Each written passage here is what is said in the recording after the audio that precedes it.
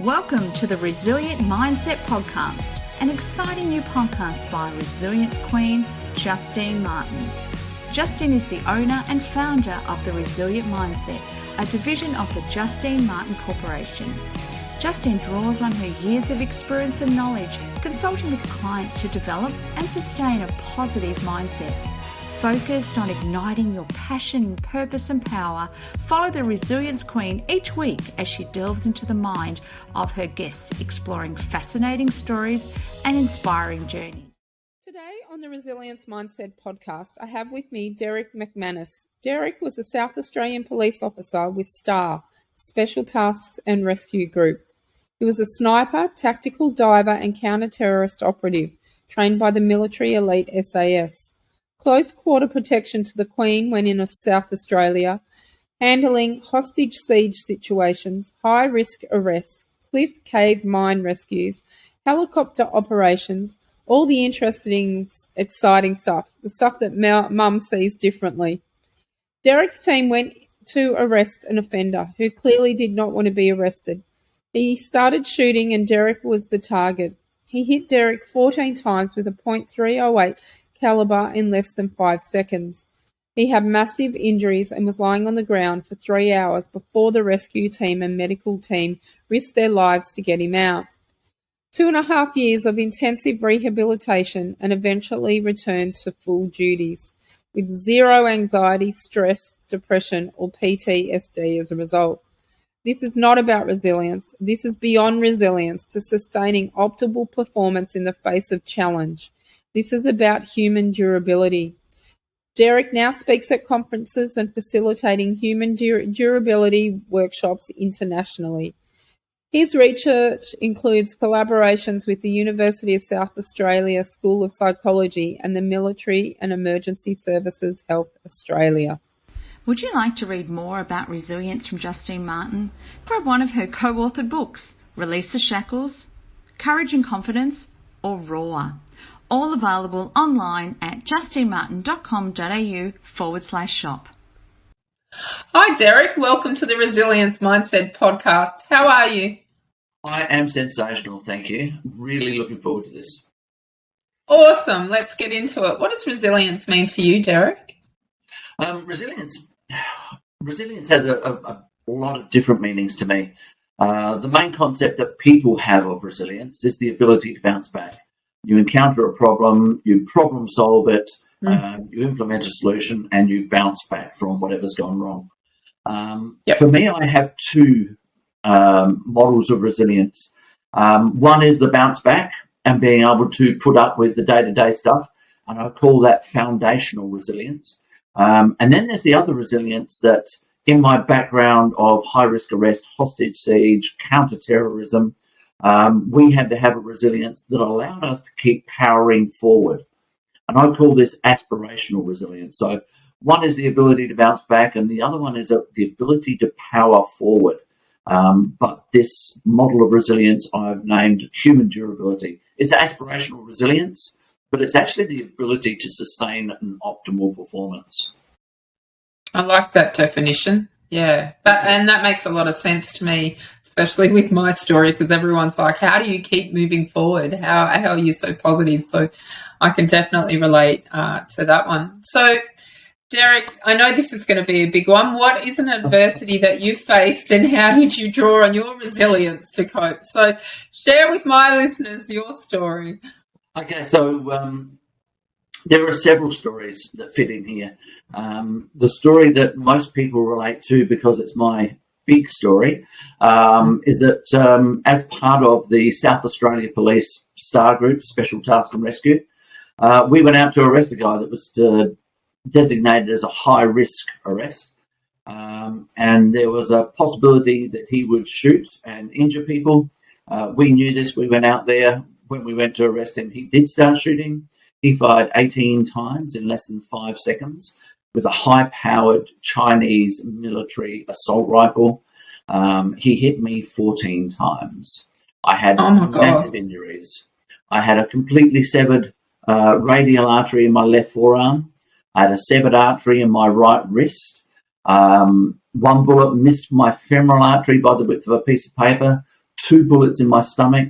I lost 45 centimetres of bowel all up. 1 bullet went through my right Achilles tendon, took out 80% of the thickness of my Achilles for about an inch and a half. And then, as I term it, there were other little bits and pieces that got hit. But they were all, serious injuries. But by comparison, unbelievable. Yeah, it is kind of unbelievable. If I was listening to me telling this story, it'd be like, no, seriously, no, come on, tell me what really happened. But yeah, it is sort of a surreal thing. So, Derrick, I'm sure did they get all the shrapnel out? Did they get all the bullets out? No. My body is literally littered with bits of metal that is still floating around in my body. I have a 5-inch metal plate holding my forearm together. I've got a little spot here that when I do talks to students and kids in schools or young adults, you can actually feel a little bit of shrapnel that is still floating around in my... And that's on your left arm. And that's my left forearm. And that bone was broken in 2 places because a bullet hit there and the bullet shattered and the bone shattered. And so it's just completely littered. I can't have MRI scans because they work on magnetic resonance. And obviously, pulling that metal through my arm could sever the artery again, so I can't have MRIs. What amazes more people, people even more, is that I was lying on the ground for 2.5 hours after I was fathom that. I cannot fathom that. I broke my arm 18 months ago, and the pain I was in just from breaking those 2 bones and my tailbone, I can't even begin to fathom what you were actually, let alone you not bleeding out. How did you not bleed out in that period of time? You'll see in the notes that I sent you, that I've only just sent you prior to starting this. The first doctor to get to me said that with all the blood that I had lost, every textbook known to doctors says that my heart should have stopped. He said the only reason that my heart didn't stop was I hadn't read the textbooks. So they don't actually know why my heart didn't stop. But I believe it is this model of resilience, this model of human durability that I intuitively had in place. It's not something that I consciously went out beforehand and had in place. But I had the grit. I had the determination to fight, to make things work the way I wanted them to. And I had this intuitive model in place. And what I do now is I've taken that intuitive model, put it into an absolute solid framework that the University of South Australia School of Psychology, they are working with me to develop it even further and research deeper into this model of human durability. And it's one that everybody can relate to. As you said, it just makes sense. For me on the day, it just made sense to do this, and it worked for me. One thing that I do say that everybody should implement is that they need to do what they believe will work for them. Yes. Because nobody had told me that this would work. I've heard lots of models for this and lots of models for that, but I've brought them all together and just gone, those pieces seem to fit for me, and they did. So I think we intuitively have an understanding of our own body, our own mind, our own capabilities. And we've really got to trust that. And that's why some people can do more than others, because we are all different. And, in my case, I was told 11 years ago that I'd never work again by a medical professional. But he didn't know me and didn't know what I was capable of doing. And, now I'm looking at opening up my 6th business and running 6 businesses. And, if I'd listened to him and his false belief, I wouldn't be where I am today because, again, I know what I'm capable of doing. No one else does. Yeah, absolutely. And, in the defence of the experts, the doctors who have the knowledge, I think they've got to move forward with a little bit of trepidation, a little bit of balance. They can't tell you have the chance to make amazing results because they don't want to build your hopes up. No, or get sued. Let's face it, it's the age of suing as well. So they've got to be very careful of what they tell people they can and can't do. Yeah, we're a very litigious society these days. But so I think they give you what the average person could expect. But as you just said before, they don't know what you're capable of and how much grit, determination, perseverance you've got. And when you've got that passion to do something and make it the best it possibly can be, you can do something very different to what other people anticipate. Like I still have only 20% of my Achilles tendon on the right ankle. Now, they said 20% of your Achilles, it won't be strong enough. You won't be able to support your foot. You'll always be tripping over on that foot. You won't be able to run, hop, skip, jump properly. You'll never do all of that again unless we go in and repair it. Now, long story short, we had lots of discussions about if they didn't repair it straight away, what would the prognosis be long term. So we had that discussion and very happy to go into it, but it takes a little while. But we had that discussion. I then went and built up the muscles, the nerves, the proprioceptors. So it wasn't just about building strength. It was the other things as well. I still only have 20% of my Achilles tendon. I've been back to star group. I've been to high-risk arrests. I've jumped in and out of helicopters. I've ridden my push bike from Adelaide to Melbourne, 200 kilometres a day, 4 days in a row. I've walked Kokoda track with a full pack. Doctors did not expect that was even possible, but it is when we're prepared to do what other people don't. The one other thing that I do like to tell people that I balance it with is that as much as I wanted to have a crack and make this work the way I wanted it to work, I also allowed myself permission to fail. And I said, I'm going to have a crack at it. I hope it'll work. But if it doesn't, it's okay. We've already had these discussions about contingencies and what the long-term prognosis was going to be if we had to repair it down there. So I knew what to expect. There was a possible outcome that was still going to be okay. So I allowed myself permission to fail if it actually happened to go that way. And it is okay. I had a crack.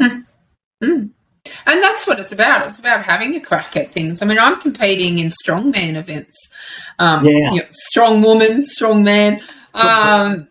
Strong person. And, I competed at Easter time and just thought, I want to give this a go. It's been a long time since I've been on the lifting platform. Cancer took me off it in 2016. And what do you know? I won.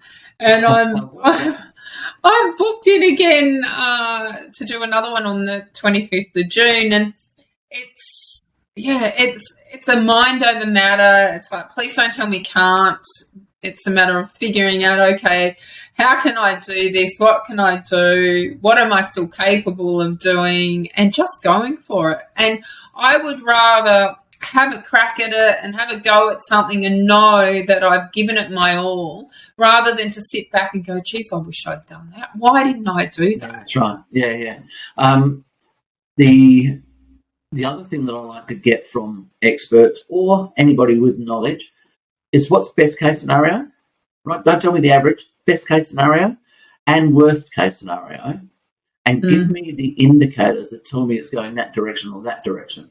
Because when I see the indicators, then I can make a decision, how do I respond to that indicator before it gets to the worst case scenario and falls over before I go, oh, I didn't see that coming. So I want to know what best and worst case is and what I can do to influence either way. Because if they tell me what worst case scenario is and what's going to cause that, well, that's going to be sitting on your backside doing nothing, thinking negative thoughts, giving up, always. Well, then you're not going to do that. That's right. That tells me what I shouldn't do. But it also tells me that if that's what I'm doing, that's the result I can expect. Yes. Because there are people that do want to just sit around and wait for other people to come and wait hand and foot on them. And that's. I think a lot of people think they deserve pity. And, I once got told by a loving relative when my partner had just walked out on me to get off the pity party. And I'm like, what? How would she react if the same thing had happened to her? But then it was a slap across the face. And, I picked myself up and kept going. But there are a lot of people, vote, why me? Why did this happen to me? And, I even questioned myself at times, which I'm sure you did, Derrick, as well. And I came to the conclusion, why not me? what makes me any different to anyone else for getting sick or facing the adversities, that I've faced. That's exactly how I looked at this shooting. I even had a discussion with my now ex-wife, but I had a discussion with my wife at the time. And I said, I'm going into Star Group, high-risk arrest, hostage siege, counter-terrorism, playing with guys with guns, that's a term that I like to use, going into situations where people are armed with weapons and have the opportunity to shoot me if they choose to. There's a real possibility I may be shot and injured. I may be shot and killed. And that was a real eye-opener for her. It was like, well, I knew that was possible, but now we're talking about it. So I like to confront the actual truth of the choices we're making and the possible consequences, so that you don't get into a situation where, you're making these choices, you're putting yourself in those circumstances, and then you go, oh, I didn't expect that to happen. No, we know what those outcomes could possibly be, but sometimes we just want to push them aside and go, oh, well, I don't want to think about them. No, and I talk about 4 levels of accept responsibility. We've got to accept responsibility for the choice. We've got to accept responsibility for our behaviour. We've got to take responsibility for the outcomes. Now, I always say it's got to take responsibility for the good outcome as well as the negative. Yes. And if we take responsibility for the fact that I made choices to create that good outcome, that empowers us to make more good choices. But we've got to take responsibility for the negative as well. But the fourth one is that we've got to take responsibility for the circumstances after the consequence, the future after that consequence happens. But we've got to take responsibility for those 4 things before we actually make the choice to take action. And when we take a look at those 4 levels of responsibility before we choose which action we're going to take, we've got more chance of having outcome by design rather than outcome by good fortune or misfortune. But we're also less likely to become a victim in that circumstance afterwards. We won't become a victim. We will be empowered to make choices to make our life as good as it could be. Yeah, most definitely. So after facing that adversity, how did you draw on your resilience to cope, Derrick? What did you do? It was a really strange thing for me because I didn't need to. I think because I took responsibility on those 4 levels, I knew what the possible consequence is. I may be shot and injured. I may be shot and killed. So I'd already accepted the fact that I may die as a result of that. And I had the discussion with my wife, maybe shot and injured, maybe shot and killed. If I don't die, I want you to know that anything better than death is going to be a bonus to me. And I think that perspective, knowing what that bottom line was, worst case scenario, anything better than that, sensational bonus. I've got photographs of me in hospital just 5 days after the shooting. You can see all my injuries. There's, they're all exposed, but I'm sitting there with a smile on my face. And because you're alive. Well, partly yes, but partly it's perspective. Anything better than death is going to be a bonus. And that shone through right at the time that I was being shot. Now, I'm going to describe something to you that how I responded when I got shot, but I wasn't overwhelmed. I wasn't in denial. I wasn't trying to distract myself from the seriousness of the event. I was very, very serious, but sometimes when you're well prepared, you can have thoughts outside the square. So at the time the bullets were actually hitting me, I was already cracking jokes with myself about what the guys might say to me when I get back to work and I've just been shot 14 times. What are the nicknames going to be? All that sort of stuff. Now, I was able to have those thoughts outside the square while still doing everything I needed to do to respond to the incident appropriately. And it's kind of like when you first drive a car, when you first get behind that steering wheel, your first driving lesson, everything's massive, everything's overwhelming. Oh my gosh, I'm going to kill someone, I'm going to kill myself with this beast.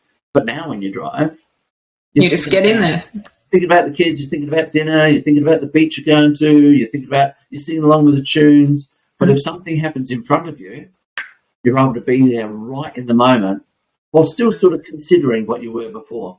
And that's exactly what it was for me. I was so well prepared because of my training, but also because of the way I mentally accepted the responsibility for choice, action, circumstance, and the future afterwards. And so I was able to prepare myself well enough that I could do everything I needed to do and still have those thoughts outside the square. So preparation before the adversity hits is the key for you. Absolutely. Yeah. There are so many levels to resilience. Preparation is one of them. But it's also having options available to us. It's not like, we've got to avoid saying, if this happens, I will do this and it'll be perfect. No, if this happens, A is a possibility, B is a possibility, C is a possibility, D is a possibility.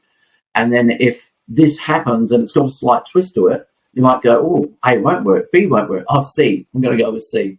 And I say that, in Star Group, we were trained to have A to Z of possibilities, and that's just the level of training that we went to, because we were going into high-risk situations. Every incident we went to, whether it was an armed offender, whether it was rescuing a person off a cliff, diving into the murky waters of the Murray River and swimming underneath fallen trees to try and find bodies, everything was high risk. So we had to be extremely well prepared so that we could be calm, cool, collected in the midst of that adversity. So who are your role models in resilience, Derrick? That's a really, really hard question, because I don't look to celebrities or football players or netball players or anybody like that. I look to the people around me that are doing things well. And believe it or not, my children are now 20. Oh, my son just turned 30. So my son's 30, my daughter's 32. And obviously we've interacted over the years and we've had lots of discussions. They've picked up lots of my habits, but I'm now picking up their habits. And they are actually little role models for me, little role models. They are role models for me for what I can do differently as well, because they're approaching this new world differently to what the old man Derrick would. So I'm looking at them, how do they handle it? What do they do? What do they do different to what I would do? And what can I learn from that? So it's the people around us that we really need to look to. Yes, there are inspirational people like Nelson Mandela, Barack Obama, Mother Teresa, and I've forgotten her name, Barack Obama's wife. Michelle Obama. She's an amazing woman. She is. I've just started reading her book, actually. Yeah, right. And even the Queen. Oh my God, you tell me any other human on this planet that has worked for 70 years in the same job and devoted her whole life to the people, there isn't anyone. No. And she's done it with such poise, grace and elegance. And I would say very rarely, I don't know of her putting a foot out of place, but very rarely would she have put a foot out of place. But I listened to her family might have, but she hasn't. But we won't go there on. I won't go there on this podcast on that one. I listened to her chatting with the Australian of the Year, just this year's Australian of the Year, and I can't remember who that was again. But when she was talking to them, she was talking about the old Parliament House. And it had a pond out the front, and she was asking, is that pond still there? And the interviewer was going, oh, my gosh, I can't remember. Oh, yes, that's right. And she said, over the years, I've always wondered, has anybody ever fallen in that pond? And just she has a wicked sense of humour. Yeah. So people like that, how do they perform at that level and keep that level of grace and elegance and not upset world leaders? And so, even people like the Queen are role models. With poise and patience, I would say. Yeah, poise and patience. Yeah, absolutely. Poise and patience, yeah. So we've kind of spoken about when you've had to deal with a major crisis. I'm sure there's been others in your life that you've had to deal with as well. How did you cope with them? It is just the first thing I always do, and I encourage people to do, is to breathe.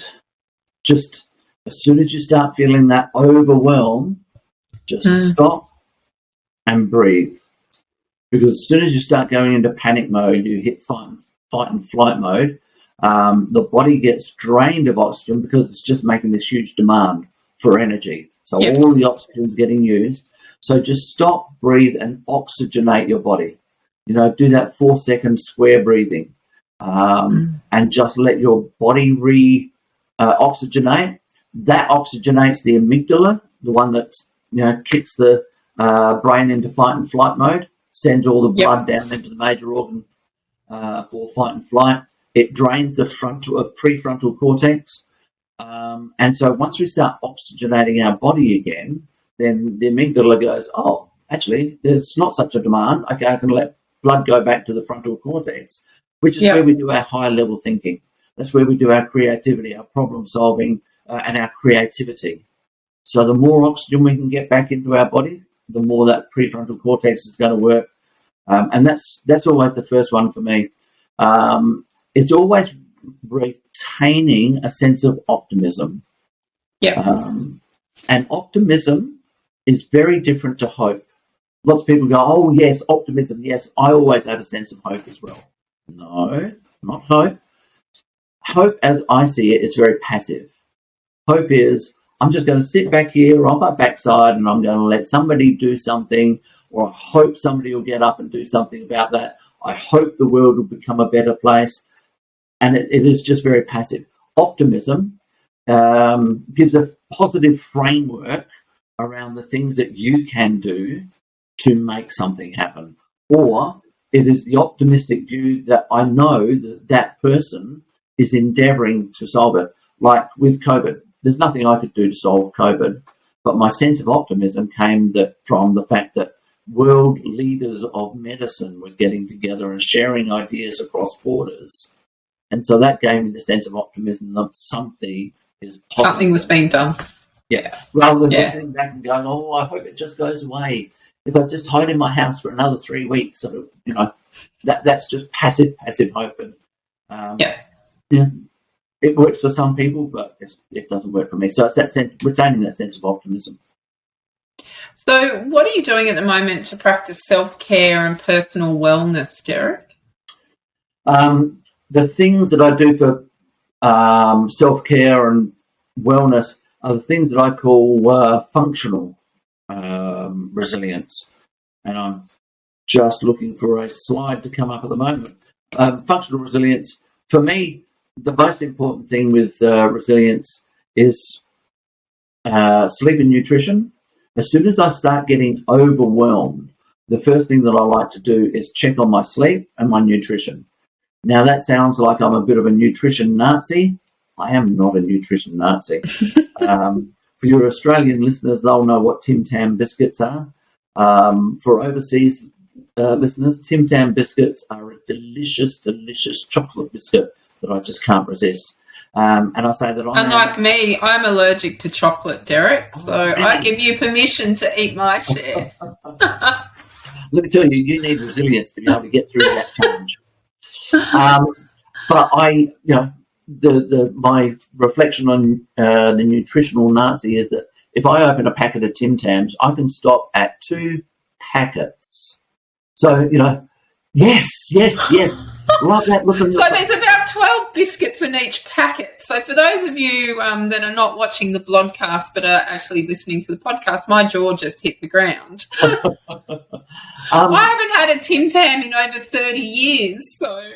Yeah, let me tell you, I'd probably be better off if I didn't have them either. However, I do like to think that I've got a balanced diet. So I will sit down and eat Tim Tams, maybe once every 3 months, and it'll just be when I'm tired or run down or there's been something that's upset me for a period of time and I just go, I need my comfort food.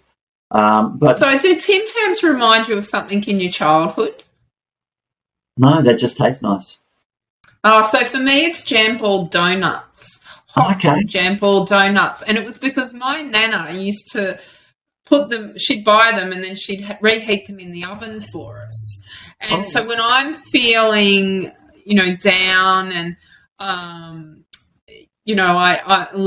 need some love and that, I really have to stop myself from going and buying donuts and heat them up in the oven, because it's like her arms are wrapping around me when I'm eating them. But I'm also wheat intolerant, so they're never a good idea for me to eat them at the best of times. Wow.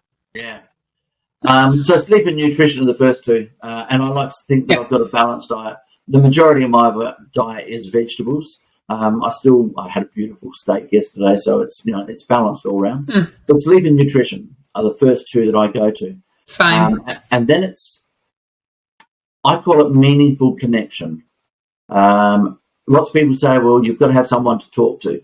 Having someone to talk to is not enough.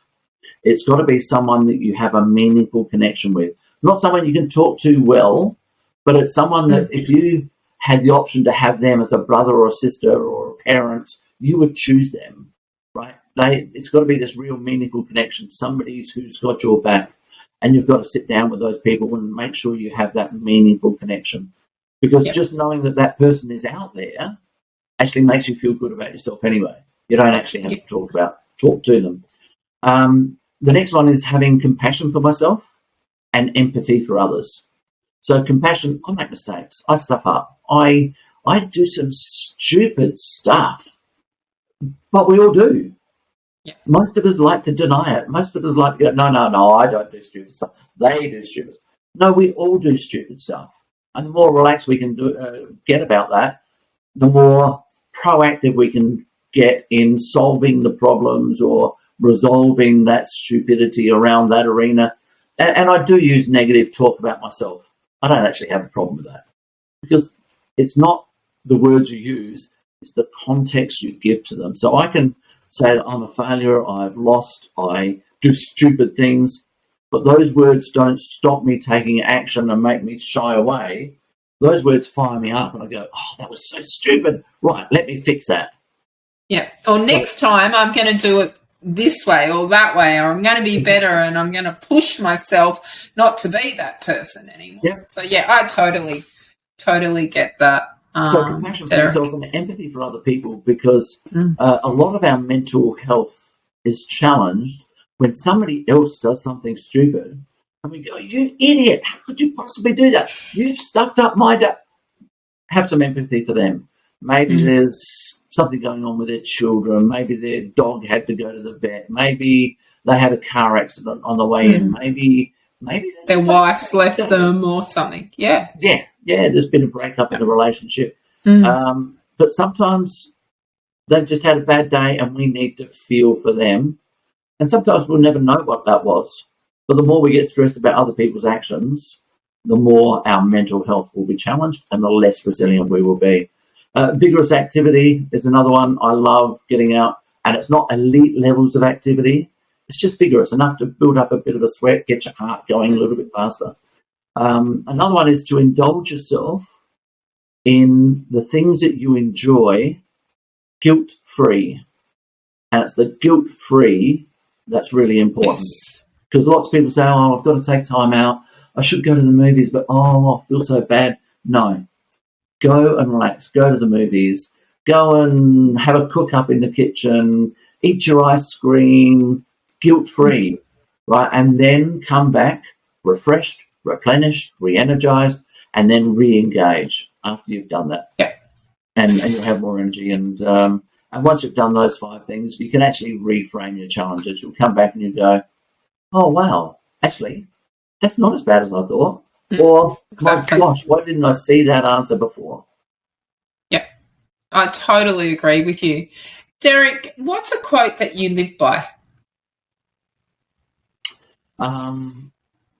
There's a quote by Nelson Mandela. We can't prepare for the future while secretly pretending it's not going to happen. Right? If we live in denial, then, I'm taking on a challenge. I'm hoping it goes well, but I don't want to think about the bad stuff. You can't prepare for the bad stuff if you pretend it's not going to happen. I'm the lucky person. It'll be all right for me. Bad luck happens to other people. So I like to address, and it's that take responsibility again for those 4 things, and prepare for the future. Having open, honest, confronting conversations about the reality of our situation.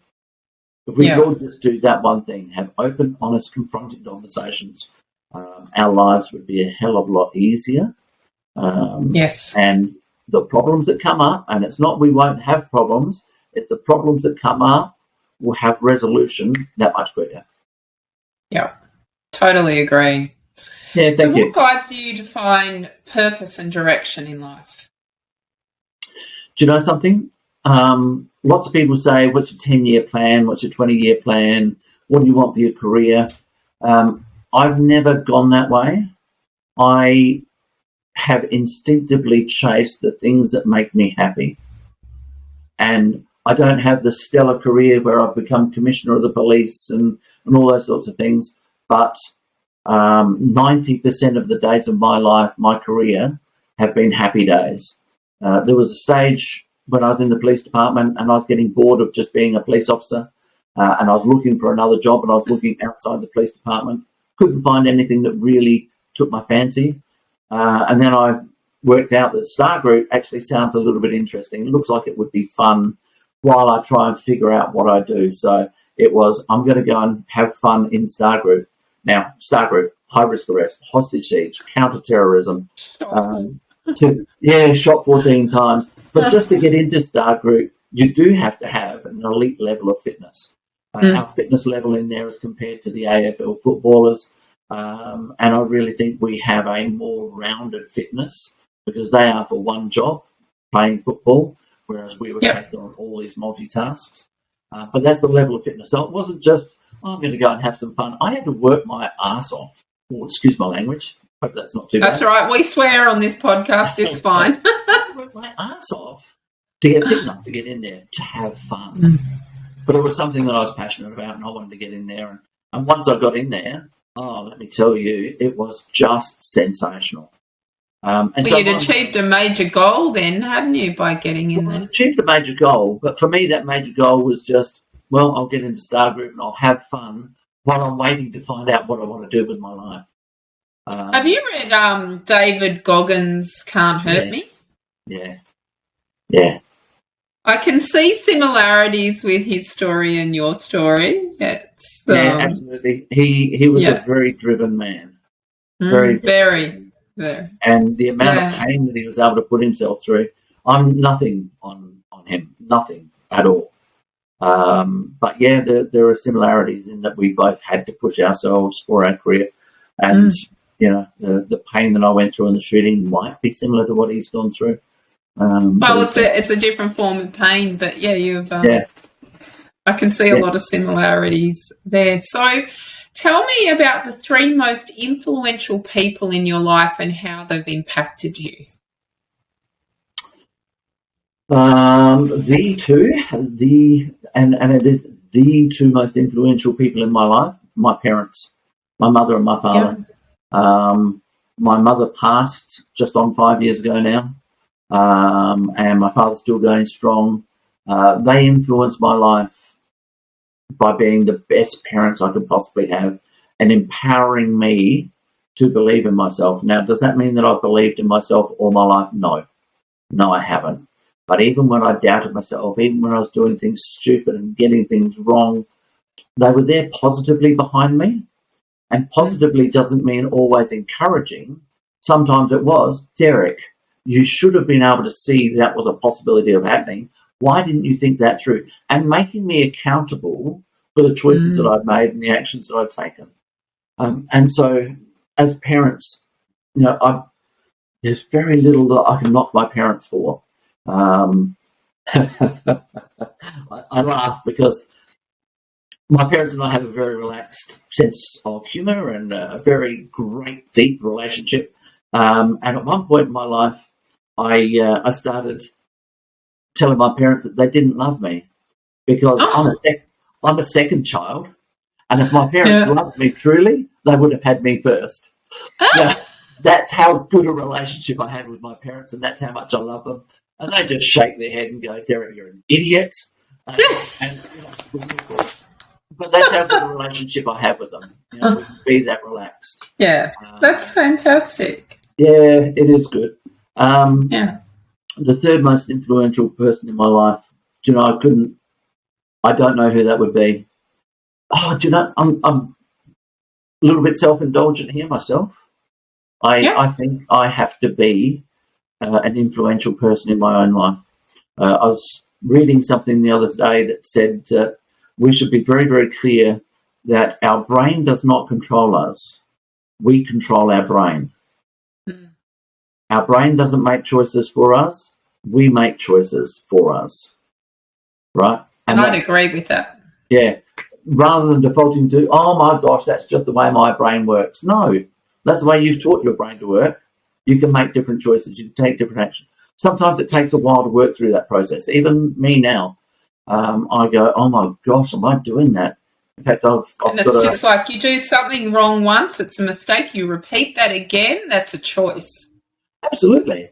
And definition of insanity, doing the same thing over and over again and expecting a different result. I think you and I have read the same books. So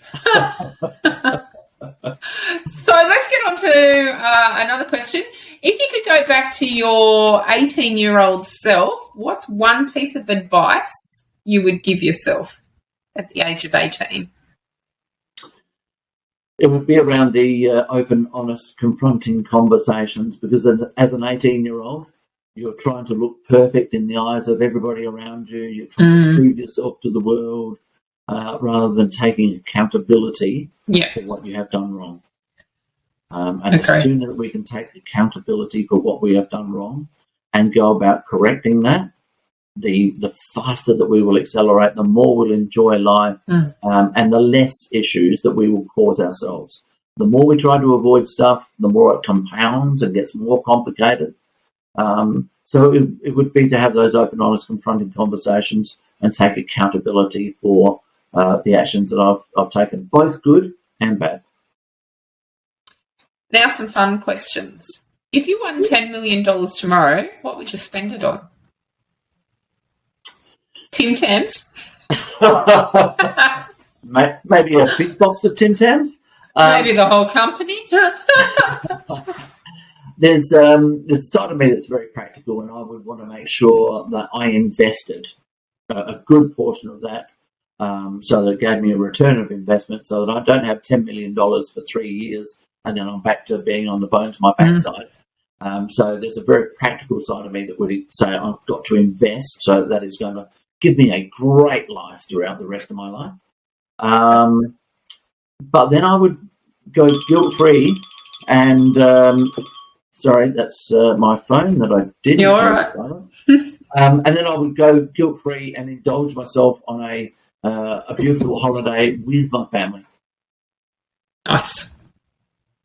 If you could live anywhere in the world, where would it be?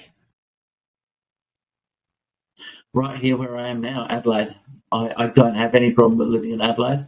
I want to go and explore the rest of the world.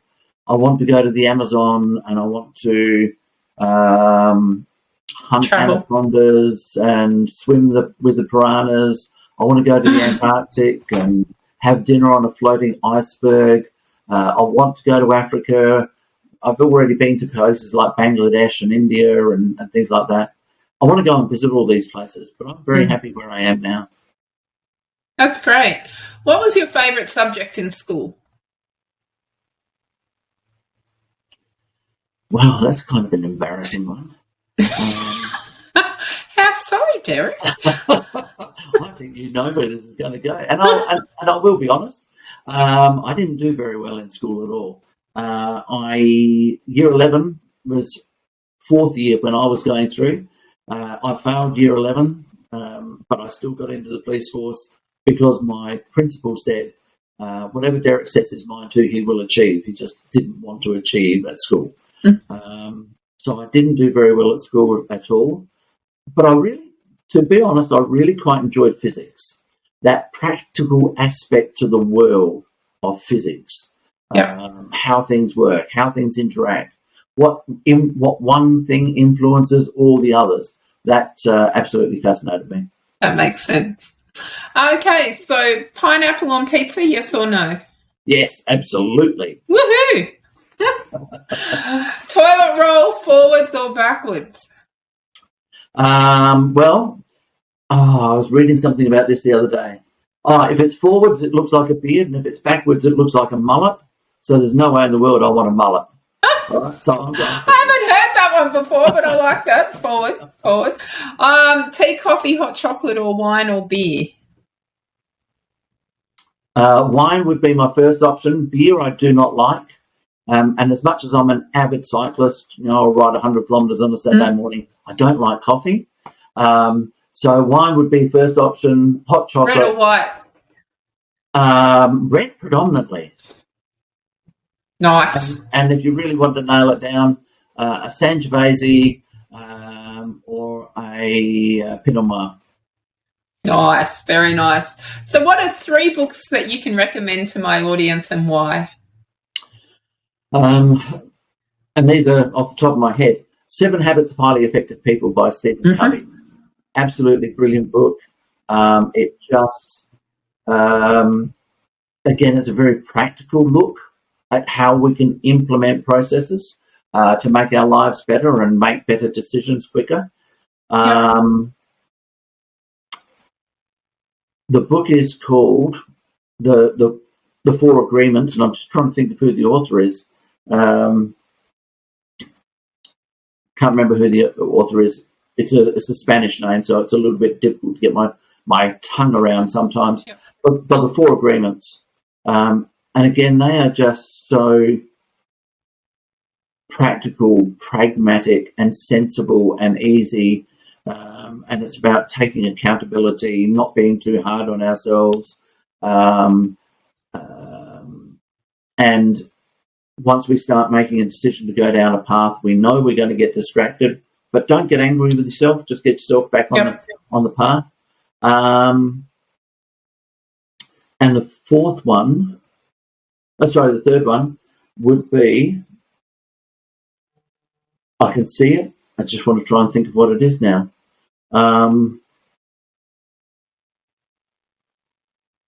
That's okay. It's about corporate responsibility, and it's a book that I read about how we can interact with the world an awful lot better. And the name has just gone from me. Well, if you remember it, shoot it across to me and we'll pop it in the bio. I so certainly shall. Can follow up with that. So what's one question, Derrick, that you'd wish that I'd asked, and how would you have answered it?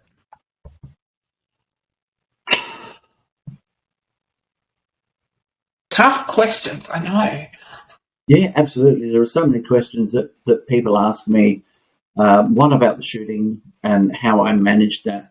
And the answers I give are always with the intent of giving them some insight into what they can do for themselves, based purely on what I did for me, but then how that idea transposes into their life. And, the ones that I really like to answer are around my model. So probably one that I really enjoy answering is my model for human durability. How do you get to be the absolute durable person, 100% reliable, don't make mistakes, everything goes perfect? And it's understanding and compassion for ourselves is where it all starts. That whenever we start something brand new, then we are fragile. And people say, oh, you can't say that people are fragile, I'll get upset. No, well, we are fragile. We make mistakes, we break things, we do things wrong. We're insecure because we're not sure how people are going to judge us. But if we're keen and eager, then we are learning, we're experimenting and trying to get better so that we can do it without supervision. So we start things as a little bit fragile. The more skill that we get to a point where we are resilient. And resilience means that we can go through and be very, very confident that if something goes wrong, I will work out how to fix it. I am that good that no matter what happens, I will be able to find the solution. And that's a very powerful place to be, and it's a very good place to be, but it's not where we want to live our lives. Resilience is a very stressful place if we're always there. In fact, there was a chemical explosion in the port of Beirut just over a year ago. About 3,000 kilograms of chemicals exploded, knocked down buildings, killed people. I remember that, yeah. Yeah, and the government and the media were proposing that the Lebanese people are resilient. We've been invaded. We've had economic collapses. We've had centuries and centuries of fighting wars. They're resilient people. They'll be able to bounce back from this. And there was a lady that was interviewed, and a Lebanese lady from Beirut, and she said that I'm tired of being resilient. I just want to be able to enjoy my life. And this is the place that I call human durability, where we know that where we are right now, everything is going to go well. Everything is going to go exactly the way I want it to. It is going to be just really comfortable.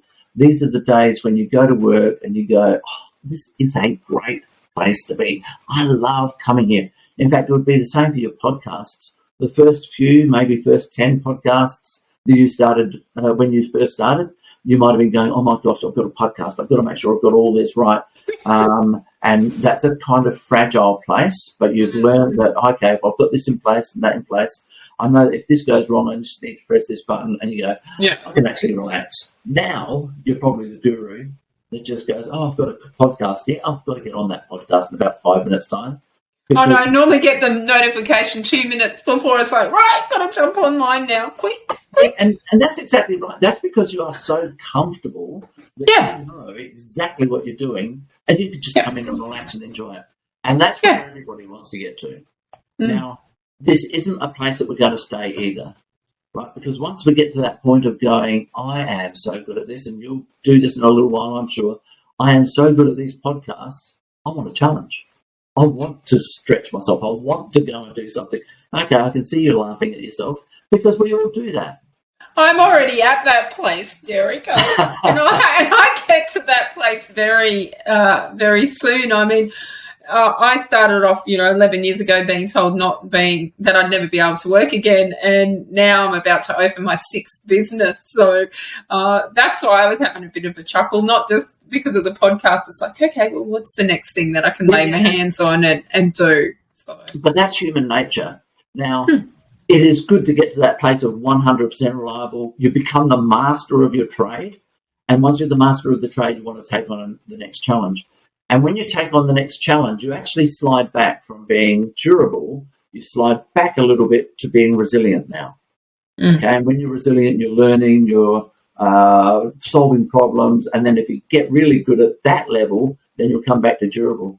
The problem is that when we take on that challenge and we don't quite get to mastery of the next level, everybody feels like they need to stay out there and keep pushing themselves, where at some stage, if you go, no, I've been out here long enough, I need to come back to where I'm 100% reliable and then just relax.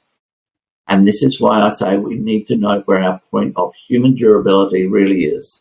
Because when we start getting stressed, we've got to come back to that place where we can relax, where there is no stress. And we refresh, we replenish, we re-energize, and then we can go and re-engage and take on that next challenge again.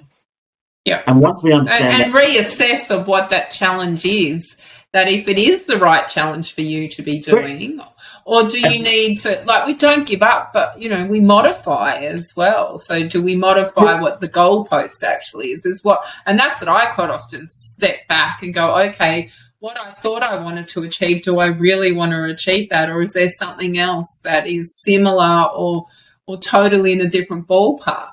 No, I completely agree with you. And I don't see that as failure. I see that as two confidence loops. Yeah. So I completely agree. I actually work with 2 confidence loops. And one is the loop of success, which just builds up confidence and builds up courage and belief. And then there's another loop, which is unsuccessful, and what happens to our belief when we're unsuccessful, and I like going into the thought process behind that in a workshop. And then I say, what do you do at the top of that? And it's reflect, learn, and tweak. Now, reflect, learn, and tweak what you can do differently, what you can do better. But sometimes I say you've got to reflect, learn, and tweak and say, actually, this isn't for me. I don't think I'll be able to succeed at this. And Shane Warne, who was just sadly passed away, I was listening to stories of him, and he was a classic for it. When he was going through school, his goal was to be the best AFL footballer there possibly could be. And that's what he wanted. But once he got into AFL football, he found out that he didn't actually have the talent for it. Okay, and then he had to go, no, I'm not going to chase that anymore. I'm just going to go and play cricket. and cricket was his thing, and he became the best cricket player in the world. So sometimes we'll have that goal, we'll have that passion, but sometimes we've got to go, do you know something? That one's not quite for me. There's something else I've got to find.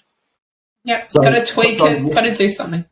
Yeah, sometimes walking away from it is the right decision. That's right. Just don't do it too soon. Well, Derrick, I am just in awe of your knowledge on resilience as, someone that's known as the Queen of Resilience. I've even learnt a lot today. So where can my listeners find you online, Derrick?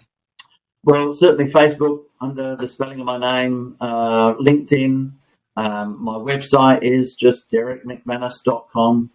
And either connect with me on social, send me an email, get on my website, have a look at that. But even if people just want to have a chat and a discussion without any commercial aspect to it, without any commercial aspect to it at all, very, very just to have happy just to have a chat with people as well, just as we have done here. Awesome. Well, I'd like to thank you for your time today, Derrick, and it's been an absolute pleasure having you on. Justine, it's been great having a conversation with you. Having read your bio, I do bow to you as the Queen of Resilience. I think you're the King of Resilience. So there you go. We will rule together. And I'd love to have a chat outside the podcast another day. So yeah, we'd love to do that. I'll take you up on that offer. Okay. Anyway, listeners, until next time, you know how it goes. Stay resilient. Building resilience is a key life skill, a skill everyone needs to work at consistently. Life can throw us curveballs, from sickness to job loss, death and no purpose. But it's our inner strength to get back up, navigate the journey of change and build ourselves back up. If you'd like a free 30-minute one-on-one conversation with resilience coach Justine Martin, email yes please to hello@justinemartin.com.au. We hope you enjoyed the Resilience Mindset podcast. Remember to subscribe to the podcast to get your weekly fix listening to Resilience Queen Justine Martin. Follow Justine on social media at Resilience Mindset or log on to justinemartin.com.au. And until next time, remember, life doesn't get easier or more forgiving. We get stronger and more resilient.